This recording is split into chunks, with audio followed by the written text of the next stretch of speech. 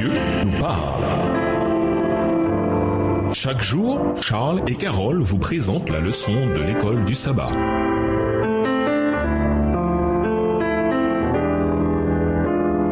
Bienvenue dans votre émission. Dieu nous parle. Nous voilà à la leçon 2, les premières alliances. Lecture pour l'étude de la semaine, Genèse 9, le verset 15, Ésaïe 54, le verset 9, Genèse 12, les versets 1 à 3, Galates 3, les versets 6 à 9 et le verset 29, Exode 6, les versets 1 à 8 et Jérémie 31, les versets 33 et 34. Verset à mémoriser. Maintenant, si vous m'écoutez et si vous gardez mon alliance, vous serez mon bien propre parmi tous les peuples, car toute la terre m'appartient. Exode 19, verset 5. La semaine dernière, nous avons réfléchi à la chute de l'humanité due au péché de nos premiers parents. Cette semaine est un résumé rapide du trimestre, puisque nous étudierons chaque jour l'une des premières alliances, qui étaient toutes, à leur manière, des manifestations de la véritable alliance. Celle ratifiée au calvaire par le sang de Jésus, celle que nous, en tant que chrétiens, concluons avec notre Seigneur. Nous commencerons par l'alliance que Dieu a passée avec Noé pour l'épargner de la destruction, lui et sa famille. Nous passerons à l'alliance avec Abraham, si riche et pleine de promesses pour nous tous, puis à l'alliance conclue au Sinaï et à l'importance de ce qui y a été proclamé. Enfin, nous aborderons la nouvelle alliance,